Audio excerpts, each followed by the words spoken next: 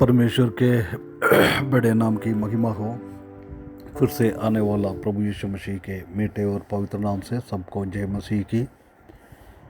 फिर से सुबह एक बार और ये प्रभात मनन में आके परमेश्वर का वचन से कुछ बातें मनन करने के लिए परमेश्वर अवसर दिया है, इसलिए परमेश्वर को बहुत बहुत धन्यवाद करता हूँ। पिछले दिनों में हम उल्पत्ति की किताब 47 अध्याय से कुछ बातें मनन करके आ रहा था। उसका 1 से लेकर 14 पद तक हमने पढ़ा है। उसी में हम देख सकता है कि याकूब फ़रो के सामने जा रहा है और उसका परिवार जो मिस्र में वो सेटल हो रहा है, उसी बात को हम उधर देख सकता है। उसके बाद 1 से 4 तक हमने देखा था कि वो गोशेन की देश के लिए फ़रो से जाके उनका भाई लोग मिल रहा है, ये बात को हम देखा है। आज हम 5 और 6वें पद में हम देख सकता है कि furrow gives them the best of the land. Furrow उनके लिए बहुत अच्छा जगह, देश का बहुत ताकत वाला जगह, बहुत बढ़िया जगह उनको दे रहा है। आइए हम उसको पढ़े। उल्पत्ति की किताब 47 अध्याय उसका 5 और 6वें पद में। तब फ़िरौन ने यूसुफ से कहा, तेरा पिता और तेरा भाई तेरे पास आ गया है ना, वो आ गया है, वो जाके बात कर रहा था। इसलिए उसने भाई लोग उनसे पूछा भी है, गोशेन देश में हमको रहने के लिए जगह दे। जब बोल रहा है 6वें पद में, और मिस्र देश तेरे सामने पड़ा है। देख, मिस्र का देश तेरे सामने पड़ा है। ये फ़रो उधर का राजा है, परंतु जोसेफ को बोल रहा है ये देश पूरा तुम्हारा है, तुम्हारा सामने है, तुम देश का अधिपति है ना, इसलिए तुम्हारा सामने पड़ा है। इस देश का जो सबसे अच्छा भाग है उसमें अपने पिता और भाइयों को बसा दे। सबसे अच्छा टॉप मोस्ट पोर्शन, फर्टाइल में, सब कुछ में, इतना अच्छा जगह में उसको रहने के लिए बोल रहा है।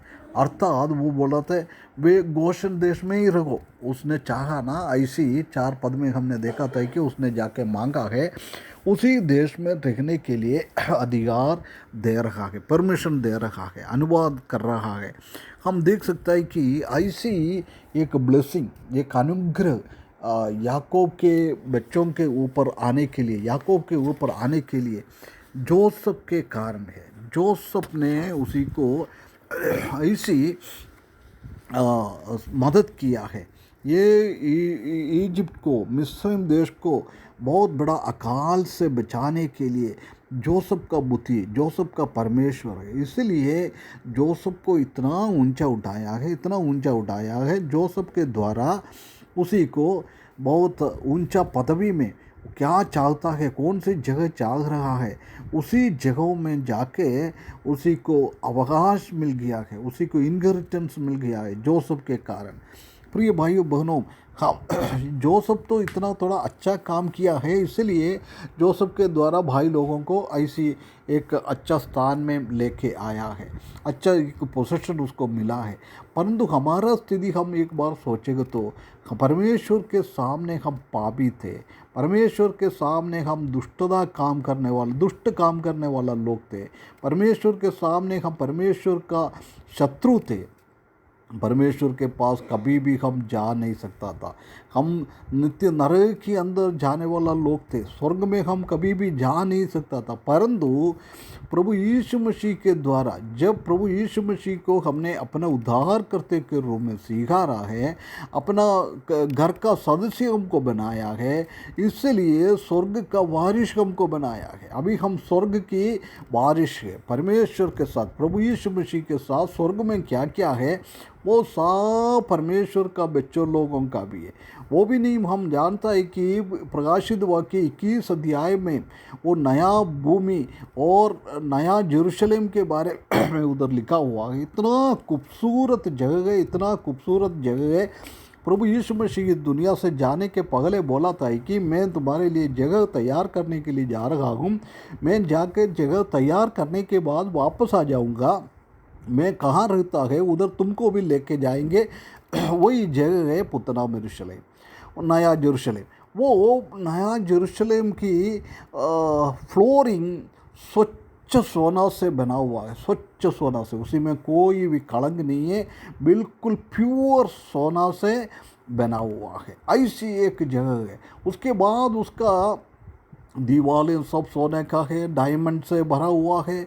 एक एक दरवाज़ा एक एक बड़ा मोती से बना हुआ है ना। उसी का फाउंडेशन, उसी का नींव, वो सब एक एक डायमंड से बना हुआ है। इतना खूबसूरत जगह है, इतना खूबसूरत जगह है।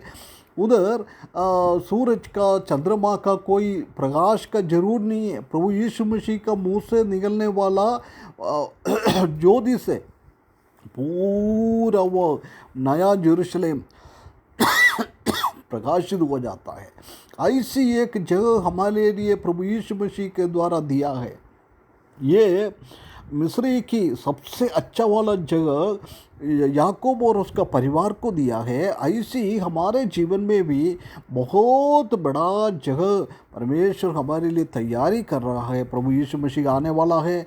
जब प्रभु यीशु मसीह आएगा, हम स्वर्ग की ओर जाएगा, जब इसी जगह में चला जाएगा। परंतु जिसने प्रभु यीशु मसीह को अंगीकार नहीं किया है, वो नरक की ओर जाएगा, आग से भरा हुआ जगहों में पड़ा रहेगा हमेशा हमेशा के लिए।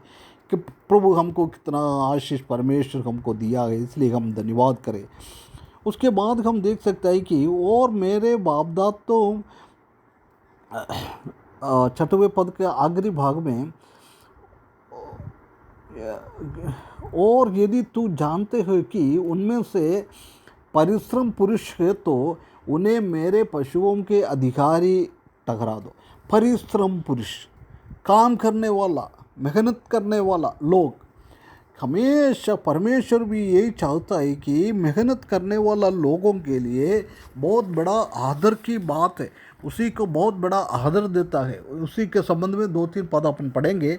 पहला राजा 11वां का 28 पद, उधर लिखा है, यरोबाम बड़ा शूरवीर था, और जब सुलेमान ने जवान को देखा कि वो परिश्रमी है, तब उसने उसके योसेफ के घराने के सब कामों पर मुख्य टकराया। देख, उसी का पराक्रमशाली, उसी का मेहनत करने का वो चीज़ देख के शलोमोन राजा ने यरोबियाम को सबसे ऊंचा पोजीशन में लेके गया है। कितना ये एक बहुत बड़ी बात है। उसके बाद नीति वचन 12 अध्याय उसका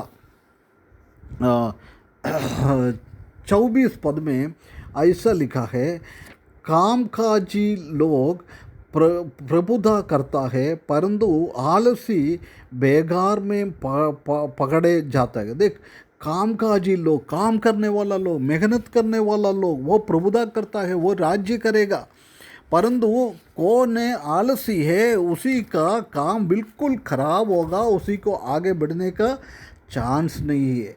और नीति वचन 22 अध्याय उसका 29 पद में भी हम देख सकता है कि 29 पद में ऐसा लिखा है, यदि तू ऐसा पुरुष देखे जो कामकाज में निपुण हो, तो वह राजाओं के सन्मुख खड़ा होगा, छोटे लोगों के सम्मुख नहीं। देख, कामकाज लोग, काम करने वाला लोग, वो लोग क्या करेगा, वो निपुण है तो राजाओं के सन्मुख खड़ा रहेगा, राजा का साथ शासन करने के लिए खड़ा रहेंगे।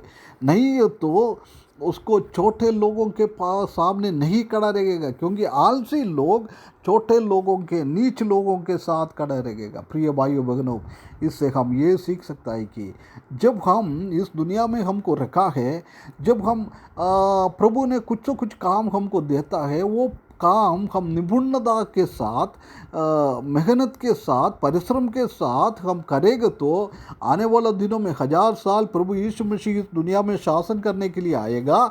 उसके बाद वो नया पृथ्वी पे जाएगा। उसी टाइम में भी हमको भी एक अच्छा राजाओं का राज लोग बनाकर प्रभु यीशु मसीह के साथ हमको भी शासन करने का एक अवसर दिएगा। कितना एक धन्यवाद है। इसलिए हम परमेश्वर को धन्यवाद करें। हमको स्वर्गीय आशीषें दिया है। हमारे लिए एक नया यरूशलेम बना रहा है, हम उस पर पहुँच जाएगा। उसके बाद हम प्रभु के लिए कुछ भी काम हो वो बिना आलस्य परिश्रम के साथ निपुणता के साथ काम करने के लिए वचन के द्वारा परमेश्वर हमको सकायद करे। उसके बड़े नाम की महिमा हो।